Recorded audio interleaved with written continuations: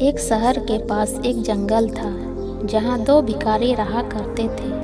क्योंकि उनके पास रहने के लिए कोई घर नहीं था, इसलिए जंगल को ही उन्होंने अपना घर बना लिया था। किसी इंसानों के घर के पास रहने पर वे उन्हें वहाँ से भगा देते, इसलिए उन्होंने जानवरों के घर यानी कि जंगल में ही रहना सही समझा। स्वाभाविक रूप से वे दुश्मन की तरह एक दूसरे को देखते थे, क्योंकि वे एक ही पेशे में थे और दोनों में एक दूसरे से ज़्यादा भीख के पैसे जुटाने की कोशिश में रहते थे। दोनों भिखारी में से एक अंधा था और एक लंगड़ा था, और वे हमेशा अपने ग्राहकों यानी कि भीख देने वाले लोगों को लेकर झगड़ते रहते थे। आप नहीं जानते कि भिखारी आपके बारे में क्या बातें करते हैं। उनके अपने ग्राहक हैं, उनके अपने क्षेत्र हैं।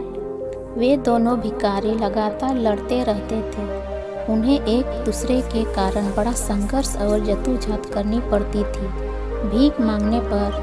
इसलिए वे दोनों भिखारी सालों से दुश्मन थे। ये दुश्मनी ऐसी ही चलती रहती, लेकिन एक दिन जंगल में आग लग गई।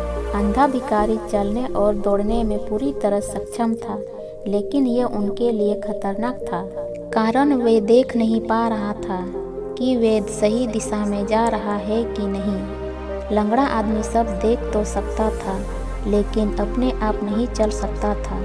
वे आग को तेजी से अपनी तरफ बढ़ते हुए देख रहा था, लेकिन बेबस था। वे वहीं से हिल नहीं पा रहा था। आग इतनी तेजी से फैल रही थी और हवाएं इतनी तेजी थी, लेकिन वह देख सकता था कि अभी भी बाहर निकलने की संभावना थी। कुछ स्थान ऐसे थे जहां आग अभी तक नहीं पहुंची थी, लेकिन जल्द ही आग वहां पहुंच सकती थी।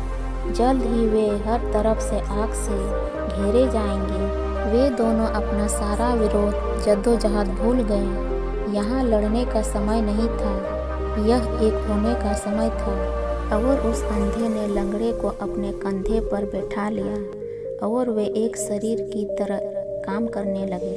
अब उनके आंखें थी और उनके दोनों पैर थे। लंगड़े आदमी देख सकता था और निर्देश दे सकता था कि उन्हें कहाँ भागना है, तेजी या धीमी से, और किन दिशाओं से बचना है। और अंधे लंगड़े को कंधे पर उठाकर दौड़ने में सामर्थ था।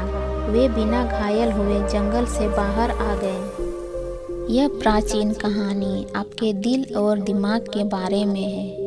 आपका दिल देख नहीं सकता, लेकिन कह सकता है। आपका दिमाग कह सकता है, लेकिन देख नहीं सकता।